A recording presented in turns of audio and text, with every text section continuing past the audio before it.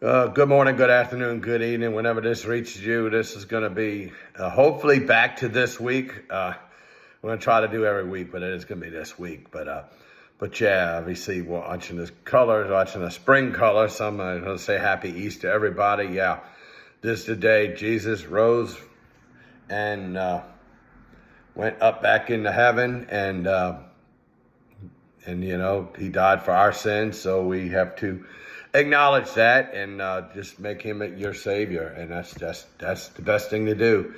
And but today's that day. Today's the day he is risen. So many people say he has risen. It's he is risen. It's the actual correct way to say it. So he is risen. So we'll move on for that. But yeah, LSU women win the national championship. First national championship of basketball, men or women at LSU. And remember, this is also the year that the women's team, led by, of course, the legendary Kim Mulkey, this is the year that they actually they got the best attendance in PMAC history, the Pete Maravich Assembly Center. This is the largest basketball crowd ever this year. And it was the women, not the men. I know that's strange, but yeah. Yep, largest basketball crowd in the history of the building.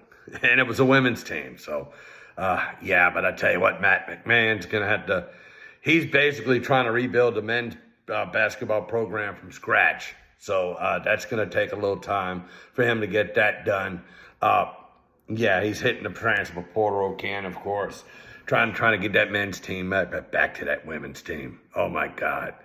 When you talk about Morris and you talk about Reese, Angel Reese for sure. And, everything that team, well, Alexis Morris, yeah. Everything she went through to actually be kicked off of Baylor's team and then come back to play for Kim Mulkey at LSU and close out with a national championship. That was fantastic. The whole Angel Reese thing. I mean, come on, people. Please, do we have to talk about that? All season, you got Caitlin Clark. Oh, you don't see me. All year. Everybody. And she especially did it in the semifinal. And not the quarterfinal game against Louisville. I mean, she's like, the whole game doing it. She even did it a couple of times against South Carolina. All season. Oh, that's just sportsmanship. That's just her showing, look at me. So Angel Reese decides, hey, you know what? It's time to do it back. To let this girl know we're winning the championship. Pointing at the ring and doing the you can't see me. Then all of a sudden, because she did it, oh, that's disgrace. Well, you know what's a disgrace? Once again, people like Keith Olbermann. Oh, my God. What he said, let's just put it this way. If I was Mr. Reese, I'd have flew my ass to New York. I'd have found Keith Olbermann, and I'd have had that son of a butter for lunch. Let's just put it this way. Yeah, that is so true. That is so true. Yeah, I'd have that son of a beep for lunch. But you know what? That's, Keith Olbermann's been a reprobate his whole career. He's been a piece of garbage his whole career. So I guess, you expect it from people like him. So whatever. Move on from that. And, okay, yeah, so I'm trying to wrap some things up. And in fact, my son just messaged me because we're actually going to go see the new Mario movie. He wanted to go see it. So it's like, yeah. So he said, you know what? He is my grown son, but you know what? We decided to go see it. So I think it's all the people that do the voice work in that movie, I think it's going to be well. I'll tell everybody next week how the movie went. So, yeah, I'm just trying to do a little quick video here. It's probably not going to be as long as I normally do. But getting back to that situation, yeah, and as we speak, the Pelicans are doubling up. It was 30 to 18. They got a lead right after the first quarter against the Minnesota Timberwolves. Last game of the season. They still got a shot to get either the Yeah, they got a chance to move from 8 to 6. I mean, they could actually move to 6, or 5. It just depends on how things go up. There's 4 teams.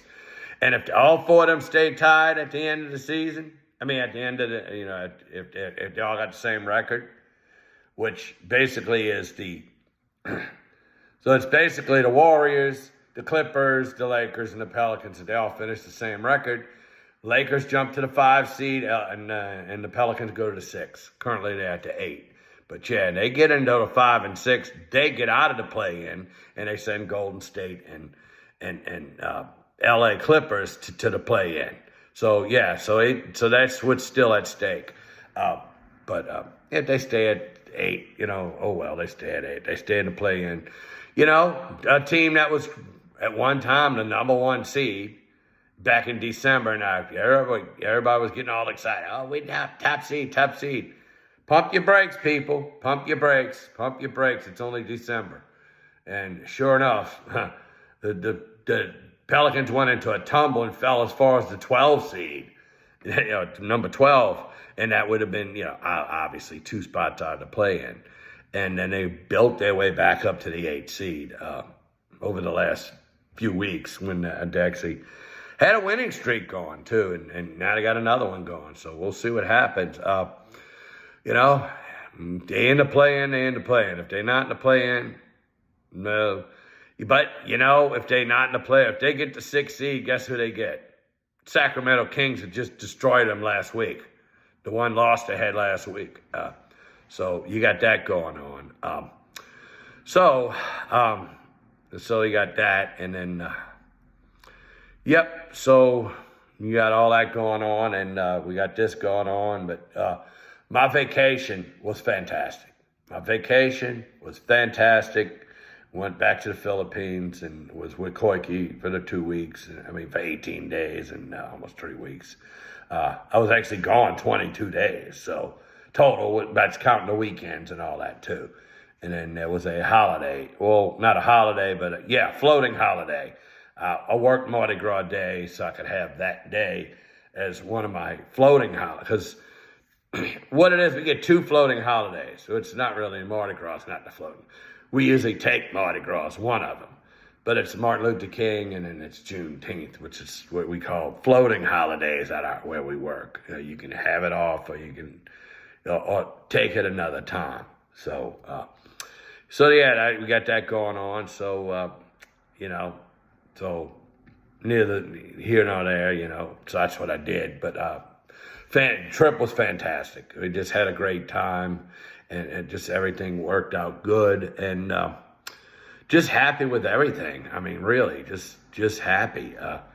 Completely happy with the way things are going in the relationship and everything else. And I'm just, having fun. I'm just enjoying life, basically, is what's going on. And, but yeah, don't know when I'm going to go back because I use most of my vacation days on the trip. So I think I only got like 3 days left. But right now I'm like 70 hours in a hole. You got to be less than 40 hours in a hole in order to take more time. So I'm going to have to let it build up. It'll probably be like the end of the year when I have to take a couple of days. Well, I'll take state championship, probably do 2 of those days, or at least 1 of those days. So we'll see.